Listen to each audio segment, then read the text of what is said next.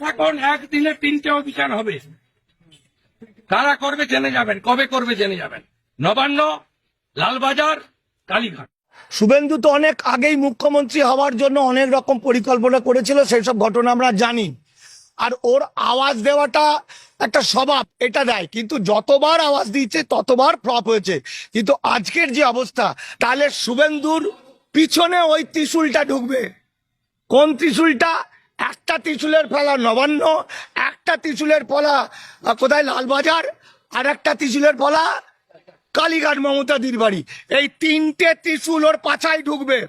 আর যদি জানা হয়, মানুষ যদি বুঝতে পারে, তাহলে এমন মার মারবে, শুধু 2টো দিন খবর দিয়ে দিতে হবে লোককে, যে কেন মমতা ব্যানার্জিকে সরাতে চাইছে। আমরা তৃণমূল নই, কংগ্রেস নই, সিপিএম নই, নকশাল নই, মাওবাদী নই, আমরা মানুষের বন্ধু। মানুষের প্রতি যখন অন্যায় হবে তখন আমরা প্রতিবাদ করব।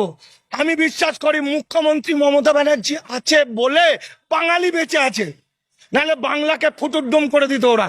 তাই এখনো বলছি, শুধু আইনগুলো জানুক, আইনগুলো আমাদের বলুক।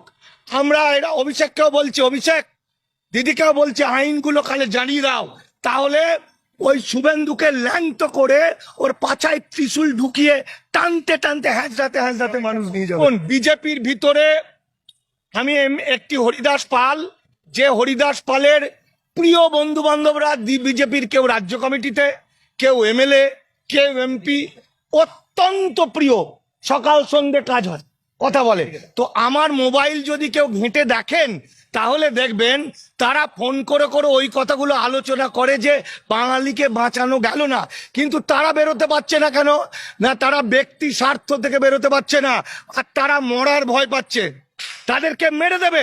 এই বিজেপি গেটার ক্যালকাটা কিলিং এর পিছনে ছিল হিন্দুত্ববাদী আরএসএস, বিজেপি, আরএসএস এবং হিন্দু মহাসভা। আজকে ইতিহাস জানাজানি হচ্ছে। ফলে আজকে যে সমস্ত বাঙালিরা বাংলাকে ধ্বংস করার কাজে নেমেছে, এই ছেলেগুলোকে বিজেপি শেষ করবে, একদম শেষে। এদের সব বাংলাকে ধ্বংস করার পরে ওদেরকে লাস্টে ধরে নেবে। সুতরাং বিজেপির নেতা মন্ত্রী শেখাবেন না। আমি পূর্বপর করে নাম বলে ফেললে মুশকিল, আমি মরে গেলেও নাম বলবো না। এরা অনেকেই রাজ্য কমিটির, এবং এই যে আজকে আমি কোর্ট থেকে এলাম, বিজেপির এক এমএলএ ইল্লিগাল মাইগ্রেন্ট বাংলাদেশি, সে আবার আরেকজনকে বাংলাদেশি বলে মামলা করেছে। তো আমি আর এক বিজেপির এমএলএ এমপিকে ফোন করে বলেছিলাম, যা রোজগার করেছো সমস্ত জড়ো করো, বাঙালিকে বাঁচানোর জন্য লড়াই করো। তা আর মুখে প্রচুর বিজেপি করো, তা যদি না করো, 300 জনের ডাটা আমার কাছে আছে, 300 জন ইল্লিগাল মাইগ্রেন্টের ডাটা আমার কাছে আছে। তারা কেউ বিজেপি এমএলএ, কেউ এমপি, কেউ বড় বড় জেলা সেক্রেটারি, কেউ নেতা।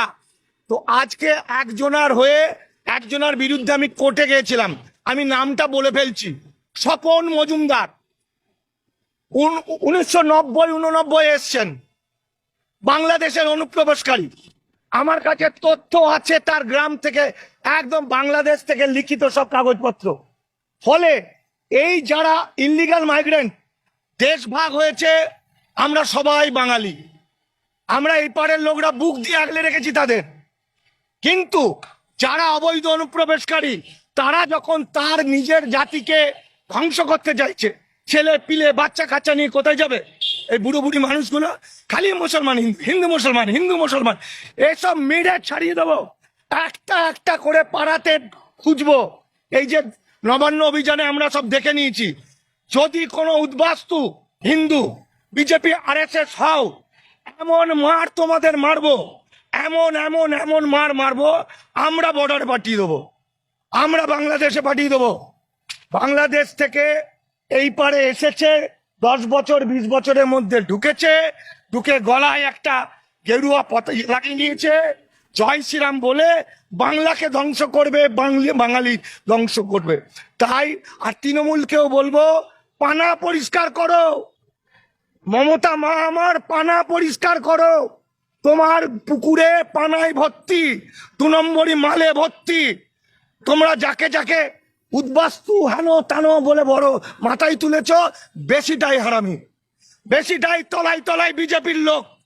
আমার কাছে ডকুমেন্ট আছে, মমতা দিকে আমি বলছি, মনে রাখবেন আমার নাম মানিক ফকির, অভিষেককেও বলছি, আমি একদম ডাটা দিয়ে দেবো, খালি কথা দিতে হবে, সব শালাকে তাড়াবো, একদম দিয়ে দেবো কে কে বিজেপির মাল। তাই আমরা লড়াই করব বিজেপিকে হাঁটানোর জন্য, আমরা জান কবুল করে লড়াই করব। আর তোমরা ফুটুর ফুটুর করবে, তৃণমূলের ভিতরেই বেশি আরএসএস, তৃণমূলে কটা এমপি আরএসএস, এমএলএ আরএসএস জানি না। তাই আমি বলতে চাইছি, শুভেন্দু বাড়াবাড়িতে এবার বন্ধ করো, অনেক বাড়াবাড়ি তোর হয়েছে, বাঙালি জাগছে, এমন মার তোকে মারবে। আমি তুই বাংলাদেশ কিছুদিন আগে দেখেছিস কিভাবে আগুন দিয়ে পুড়িয়ে দিয়েছে, কিভাবে বাড়ি ঘর জ্বালিয়ে দিয়েছে। এই মব, এই জনগণকে আটকানো যাবে? কার বাপের ক্ষমতা আটকাবে? বাঙালি প্রতিদিন নতুন নতুন কথা বলছে, কখনো বলছে শুভেন্দু বাজারটা গরম করতে চাইছে, কারণ বিজেপি পার্টি থেকে ওকে লাথি মেরেছে, কারণ ওর আর কোনো মূল্য নেই, তাই বাজারটা গরম করছে। যতদিন বাজার গরম করে থাকা যায়। আমি শেষ কথা বলছি, শুভেন্দুকেও বলছি, সুকান্তকেও বলছি, অসীম সরকারকেও বলছি, শান্তনুকেও বলছি, অনেক বাড়াবাড়ি হয়েছে, অনেক ক্ষতি করেছে বাংলা এবং বাঙালির। যা কিছু আইন কানুন হয়েছে আমরা জানি, আমি জানি। তোমাদের মাথায় পাথরের মতো ঘষে দিলেও তোমাদের মাথায় ঢোকে না। আমি বারবার বোঝানোর চেষ্টা করেছি তোমাদের, এখন বুঝেছি তোমরা আইদার তোমাদের বিজেপি ভয় দেখিয়েছে, অথবা তোমরা 2 নম্বরই মাল। লাইনে চলে এসো, বাঙালি হয়ে যাও। একটা মানুষের পরিচয় যেমন হিন্দু মুসলমান হয় না, বাঙালি একটা মানুষের পরিচয় সিপিএম, তৃণমূল, কংগ্রেস, বিজেপি হয় না, আমরা বাঙালি। তাই বাংলার সবচেয়ে বিপদের দিনে তোমরা পার্টিও করো, আলাদা করে বাঙালি রাখাও। তা যদি না করো, একটা একটা করে পাবলিক শেষ করে দেবে তোমাদের, পেটাতে পেটাতে পেটাতে পেটাতে এমন মার মারবে তোমরা, মানে বাঁচার কোনো রাস্তা পাবে না।